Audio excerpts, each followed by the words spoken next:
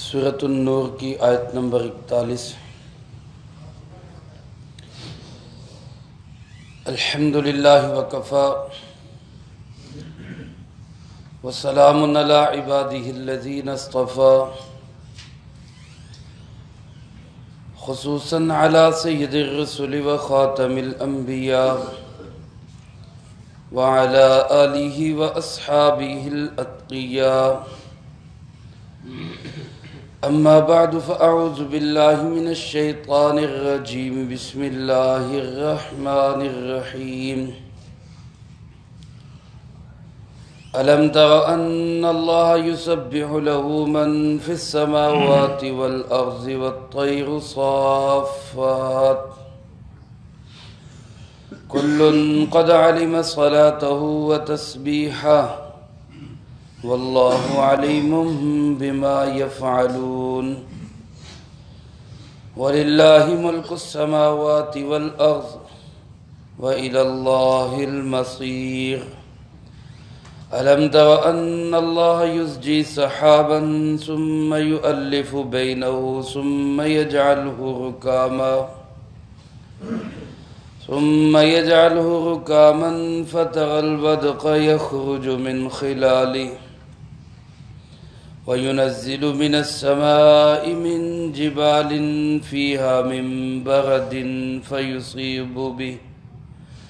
فيصيب به من يشاء ويصرفه عن من يشاء، يكاد سنا برقه يذهب بالأبصار، يقلب الله الليل والنهار، إن في ذلك لعبرة لأولي الأبصار۔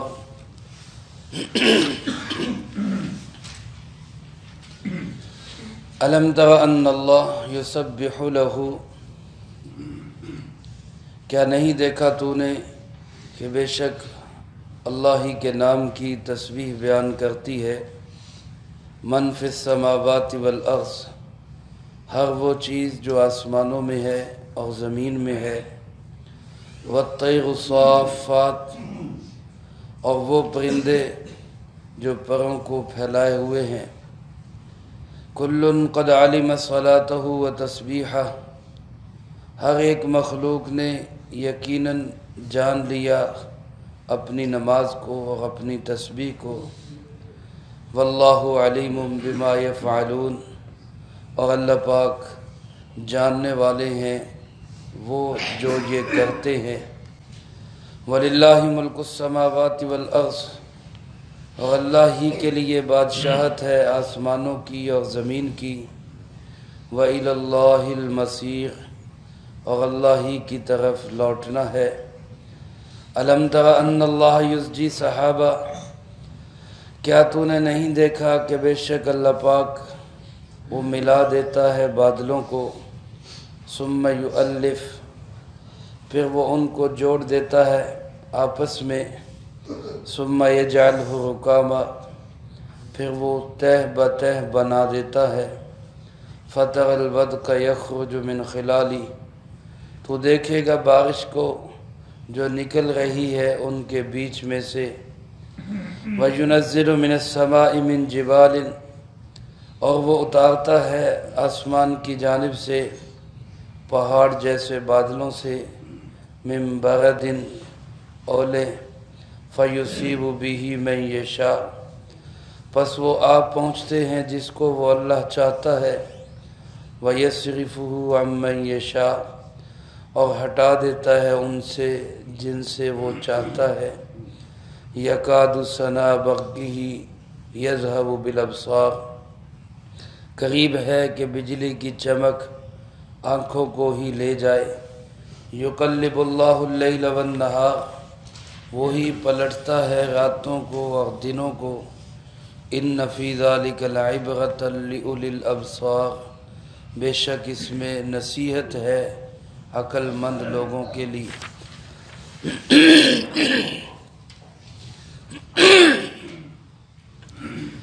ان آیات مبارکہ میں اللہ رب العالمین نے اپنی قدرت کے دلائل بیان فرمائے ہیں۔ دو دلیلیں اللہ پاک نے اس میں بیان فرمائی۔ پہلی تو یہ کہ آسمان و زمین کی ہر مخلوق، ہر چرند پرند، ہر جاندار اور بے جان، ہر ذی شعور اور بے شعور، وہ سب کی سب اللہ کے نام کی تسبیح بیان کرتی ہیں۔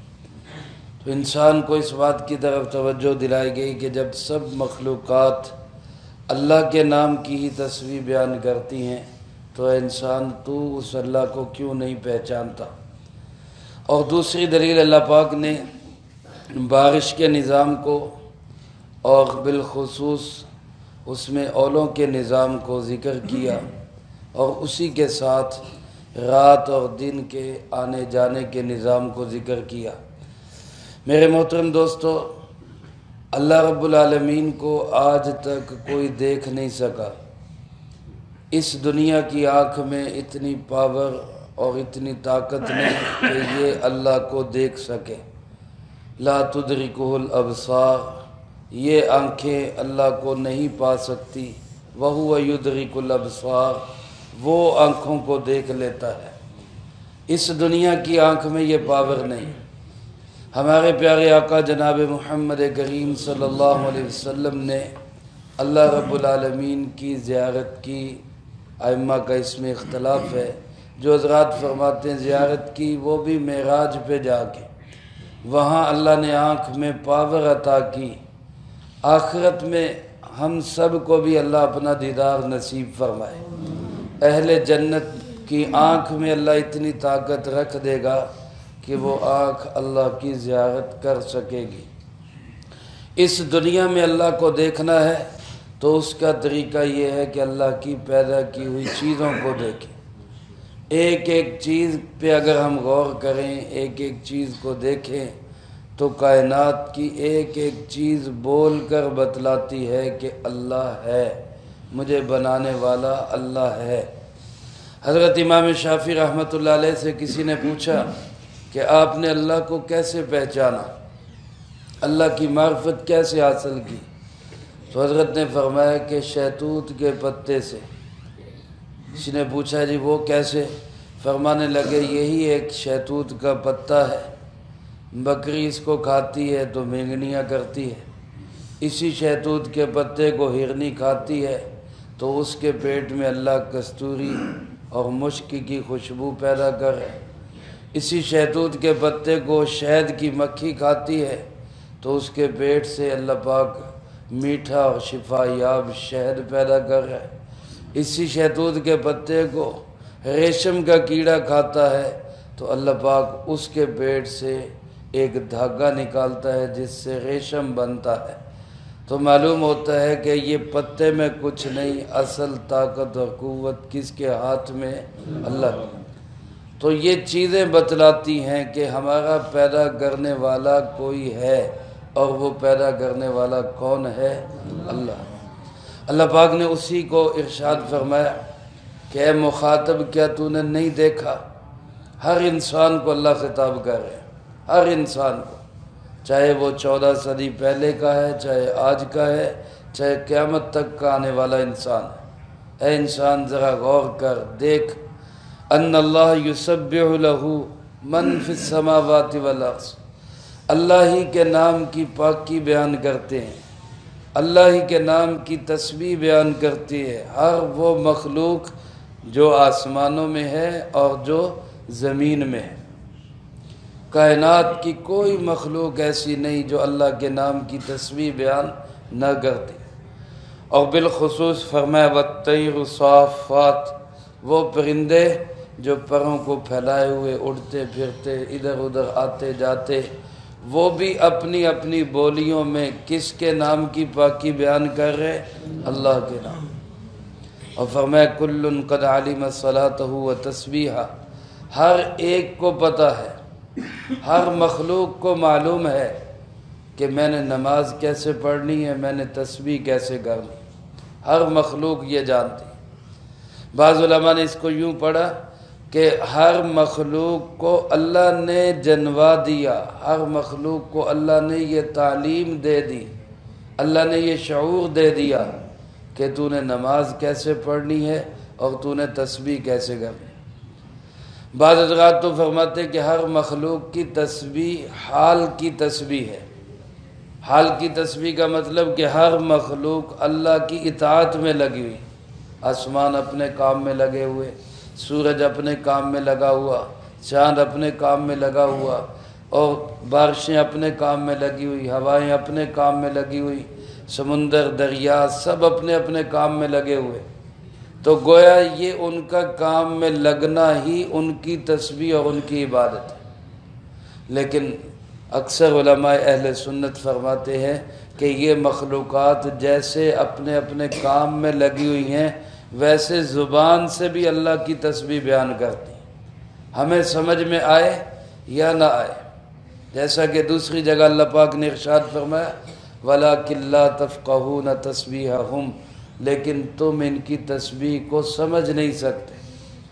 ہر مخلوق اللہ کی تسبیح کرتی ہے، ہمیں اس کی سمجھ نہیں آتی۔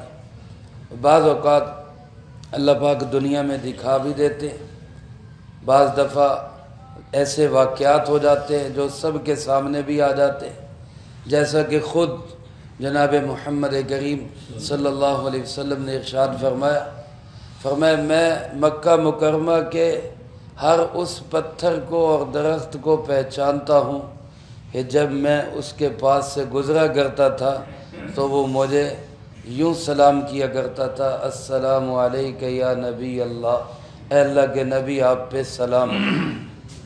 اب وہ پتھروں کی تسبیح اور سلام کرنا اور پتھروں کا آپ صلی اللہ علیہ وسلم کو سلام کہنا اور آپ کا ان پتھروں کو پہچاننا، یہ ان کی زبان کی تسبیح ہے، یہ ان کی زبان کا ہی بول ہے۔ تو اللہ پاک نے اتنا شعور ہر مخلوق میں رکھا ہے۔ ابھی پتھر تو بے جان ہے، جس میں شعور نہیں ہے، اس کا بولنا بھی سمجھ میں آ رہا ہے، تو جو جاندار مخلوق ہے اس کا بولنا کیوں سمجھ میں نہیں آ رہا۔ اسی طرح احد پہاڑ ہے، جن حضرات کو اللہ پاک نے اپنے سفر مقدس کی توفیق دی ہے وہ جاتے ہیں مدینہ منورہ میں، وہاں احد پہاڑ کی بھی زیارت کرتے ہیں اور کرنی چاہیے۔ اللہ ہم سب کو بار بار نصیب فرمائے۔ آپ صلی اللہ علیہ وسلم نے فرمایا یہ احد یہ ایک پہاڑ ہے، عام طور پہ جس انسان کے دل میں محبت نہ ہو، جس انسان کے دل میں رحم نہ ہو، اس کو کیا کہتے ہیں؟ یہ بڑا پتھر دل ہے، بڑا سنگ دل ہے، اس کے دل میں کوئی ترس ہے ہی نہیں۔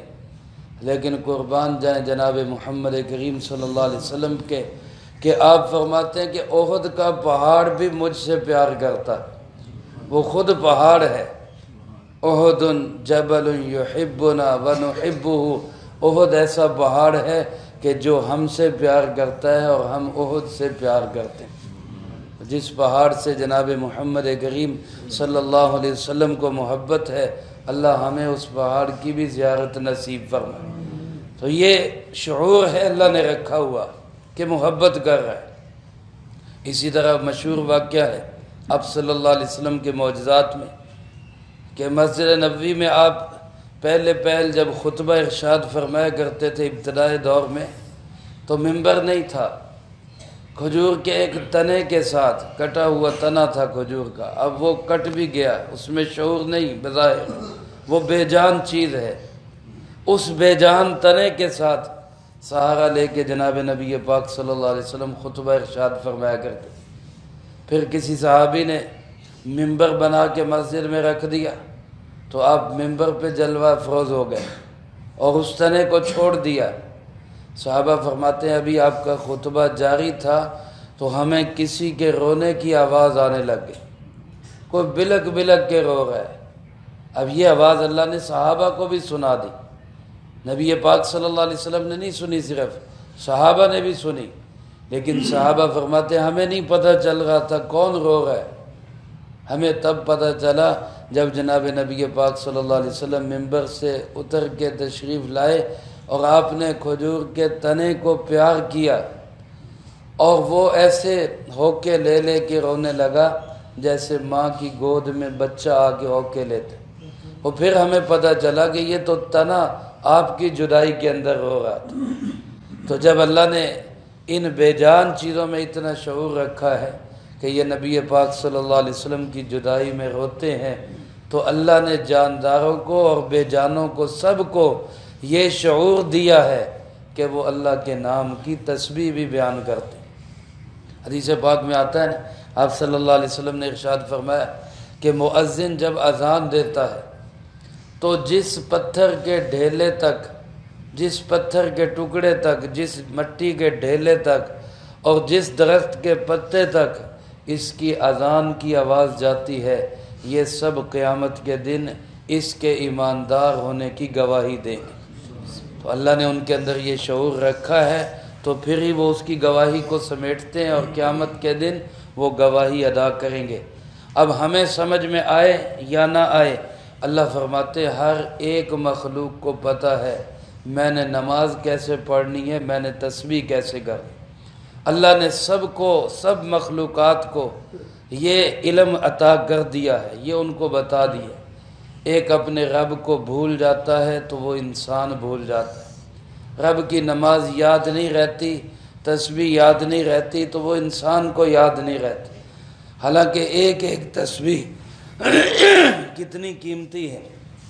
ایک دفعہ بندہ کہتا ہے سبحان اللہ، سب کہہ دیں سبحان اللہ۔ ایک دفعہ کہا سبحان اللہ، اتنا بڑا درخت جنت کے اندر لگ گیا کہ 500 سال تک گھوڑا دوڑتا رہے، اس کا سایہ ختم نہ ہو۔ اللہ ہمیں اس کا یقین نصیب فرمائے۔ تو دن بھر ہم کام کاج کے ساتھ ساتھ اللہ کی طرف بھی دھیان رکھیں، تسبیح، ذکر، اللہ کا نام، الحمدللہ، اللہ اکبر، لا الہ الا اللہ، یہ ذکر بھی ہر وقت ہماری زبان پہ رہنا چاہیے۔ اللہ پاک ارشاد فرماتے واللہ علیم بما یفعلون، انسان جو کچھ کر رہے ہیں اس سب کو جاننے والا کون ہے؟ اللہ کو سب پتہ ہے کون کیا کر رہا ہے۔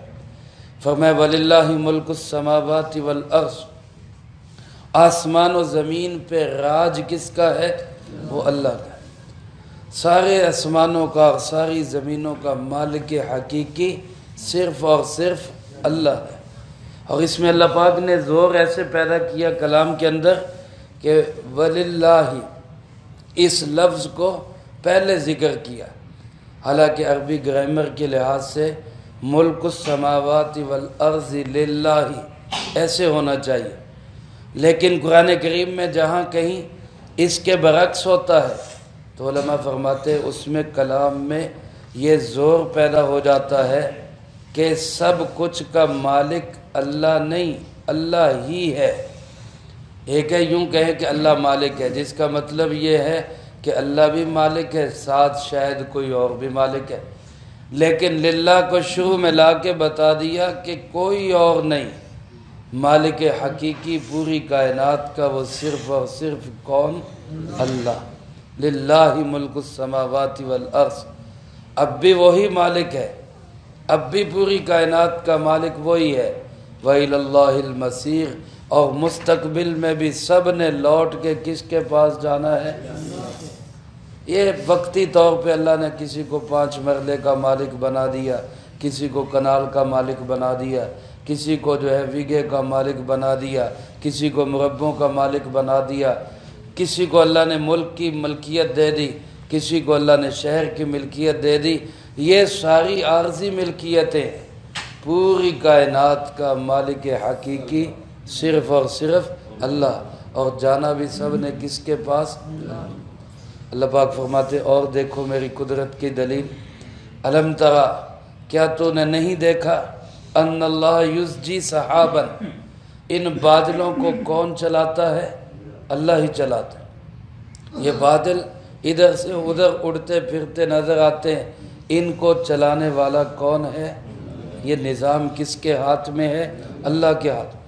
پھر ادھر ادھر سے چلا کے ثم یؤلف بینہ، پھر اللہ ان بادلوں کو آپس میں ملا دیتا ہے، ایسے بادل جڑ کے ایک چھت بن جاتے ہیں، اور پھر ثم یجعلہ رکاما، پھر اللہ ان کو تہ بتہ بنا دیتا ہے۔ کبھی آسمان پہ جب بادل چھائے ہوں تو دیکھیں ایسے لگتا ہے جیسے ایک لہر نیچے ہے ایک اوپر ہے ایک اس سے اوپر ہے، ایسے تہ بتہ آسمان پہ بادل چھائے ہوئے۔ یہ کس نے بنائے؟ اللہ پاک نے۔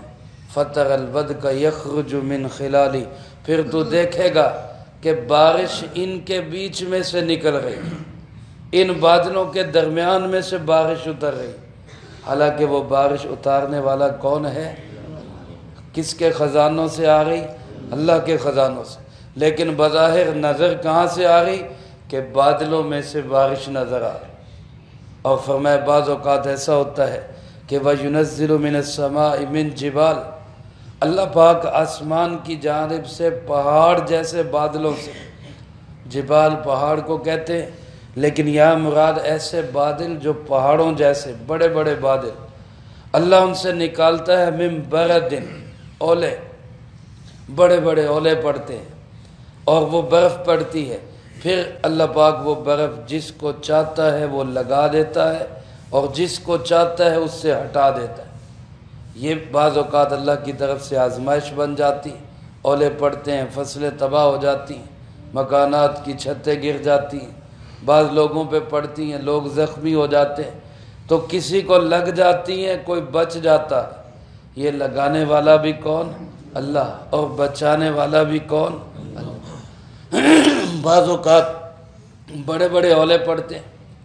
حضرت صوفی عبدالحمید سواتی صاحب رحمۃ اللہ علیہ، جن کی معالم العرفان بڑی اچھی تفسیر اور دروس ہے جن کے، حضرت نے اپنے دروس میں لکھا ہے کہ 1935 کے اندر میں لاہور میں پڑھتا تھا، تو مئی کے مہینے میں کوئٹہ کے اندر زلزلہ آیا، جو مشہور زلزلہ ہے جس میں کوئٹہ پورا شہر ہی غرق ہو گیا تھا۔ یہ جو اب کوئٹہ ہے یہ اس کے بعد نیا کوئٹہ بنا، 1935 میں پہلا کوئٹہ سارا ہی غرق ہو گیا تھا، ایسا زبردست زلزلہ آیا تھا۔ اللہ ہم سب کی اس سے حفاظت فرمائے۔ فرمایا کوئٹے میں زلزلہ پڑا اور ادھر لاہور کے اندر اتنے بڑے بڑے اولے پڑے کہ مئی کے مہینے میں 24 گھنٹے تک اولا پگھل نہیں سکا، اتنے بڑے بڑے اولے۔ یہ اللہ کی شان ہے، وہ جو چاہے کر سکتا ہے۔ فرمایا ایسے بڑے بڑے اولے اللہ پھینکتا ہے، بعضوں کو لگتے ہیں، بعض بچ جاتے ہیں۔ لگانے والا بھی کون؟ اللہ، اور بچانے والوں کو بچانے والا بھی کون؟ اللہ۔ فرمایا یکاد سنا برقہ، جب بجلی چمکتی ہے تو بجلی ایسے لگتی ہے کہ شاید ابھی آنکھوں کو اچک کر لے جائے، یذہب بالابصار، آنکھوں کو ہی اندھا کر دے، اتنی تیز چمک ہوتی، لیکن بعضوں کو پڑ جاتی ہے، بعض بچ جاتے ہیں۔ یہ جن کو پڑی ان کو پہنچانے والا بھی کون؟ اللہ، اور جو بچ گئے ان کو بچانے والا بھی کون ہے؟ اللہ۔ یہ اللہ کی قدرت کے شاہکار ہے سب۔ فرمایا اور دور نہ جاؤ، یہ دیکھ لو، یقلب اللہ اللیل والنہار، 24 گھنٹوں کے اندر کبھی رات آ رہی ہے کبھی دن آ رہا ہے۔ ابھی رات کا گپ اندھیرا تھا، اب دن شروع ہو رہا ہے۔ ساری دنیا کے انسان مل کے زور لگا لیں، دن کو آنے سے روکنا چاہیں روک لیں گے؟ نہیں روک سکتے۔ اب ساری دنیا کے انسان مل کر یہ زور لگائیں کہ دن پہلے آ جائے، گھنٹہ ڈیڑھ پہلے آ جائے، ساری دنیا کے انسان بھی زور لگائے، سائنسدان بھی زور لگائے، ساری طاقتیں بھی اکٹھی ہو جائے، ایک منٹ کیا ایک سیکنڈ کا بھی فرق نہیں ڈال سکتے۔ یہ نظام کس کا بنایا ہوا ہے؟ اللہ رب العالمین۔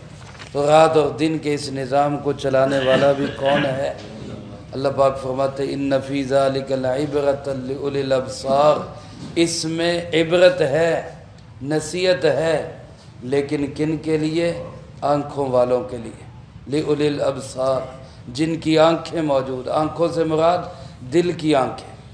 اندھے بھی نشانی حاصل کر سکتے ہیں لیکن دل کی آنکھیں ہوں۔ اگر دل کے اندر ہی اللہ نہیں ہے، اگر دل کے اندر ایمان کی روشنی نہیں ہے اور ایمان کے نور کو دل سے بجھا دیا ہے، غلط سوسائٹی نے ہمارا ماحول خراب کر دیا، ہمارا ایمان کا نور گل کر دیا، تو پھر یہ نشانیاں دیکھ کر بھی اللہ نظر نہیں آئے گا۔